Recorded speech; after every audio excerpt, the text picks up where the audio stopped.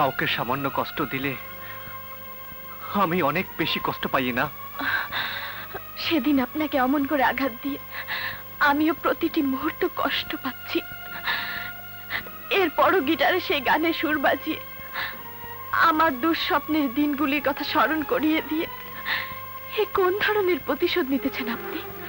ছোটবেলায় থেকে যাকে আপনি অন্তরে লালন করেছেন সে ব্যক্তি যদি আমি হয়ে থাকি তাহলে এই সুর বাজাল আপনার তো কষ্ট পাওয়ার কথা নয়। আর যদি অন্তর নামক সেই দূরহ স্থানে অন্য কেউ বাসা বেঁধে থাকে তাহলে আমাকে ক্ষমা করবেন।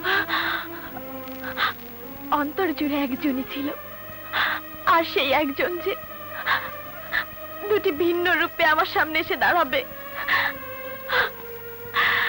এ আমি কল্পনাও করিনি। কিন্তু এখন আমার এই দ্বিখণ্ডিত সত্তার ভালোবাসা অন্য কাউকে দিয়ে তার জীবনকে আমি কলঙ্কিত করতে চাই না।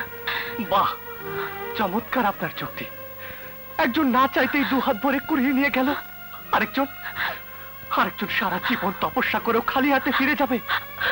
রাসেল, কিন্তু আমি জানি সারা জীবন তপস্যা করেও কেন আমি খালি হাতে ফিরে যাব। কারণ আমি আপনাদের আশ্রিত, আপনাদের দয়া অনুগ্রহে আমি মানুষ হয়েছি। আমার কোনো ঠিকানা নেই, পরিচয় নেই, তাই না? রাসেল না, রাসেল না, তুমি যা ভাবছো তা মোটেও সত্য নয়। সব ভুল, সব মিথ্যে, সব মিথ্যে। রাসেল, রাসেল,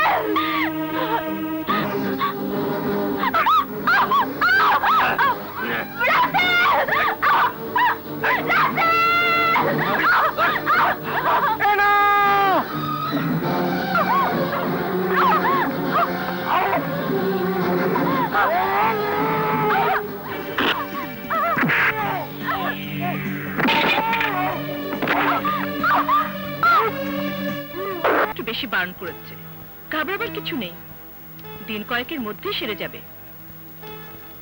ওষুধ লিখে দিচ্ছি।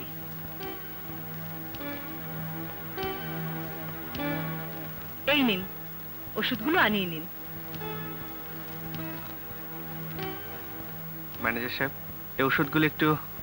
আমি এক্ষুনি আনিয়ে দিচ্ছি স্যার। স্যার, ঢাকায় কি কোনো খবর পাঠাতে হবে? না থাক, এসব খবর দেবেন না, অহেতুক উতলা হবে। আপনি শুধু জানিয়ে দিন আমাদের ফিরতে কিছুদিন দেরি হবে। Yes sir.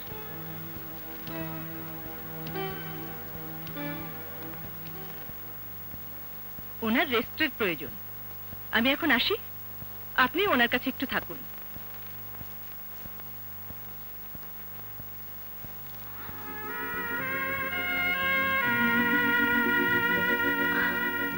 আমাকে ক্ষমা করে দিও না, এসব কিছুর জন্য আমিই দায়ী। আমাকে ঢাকায় পাঠিয়ে দিলে আমি খুশি হব। এখানে আমার কেউ নেই, কারো অনুগ্রহ নিয়ে আমি বাঁচতে চাই না। তোমাকে অনুগ্রহ করব এমন দুঃসাহস আমার নেই।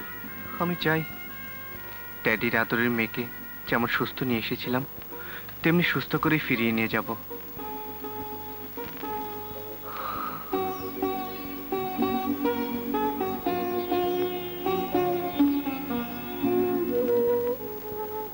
রাত হয়েছে না, ঘুমিয়ে পড়ো।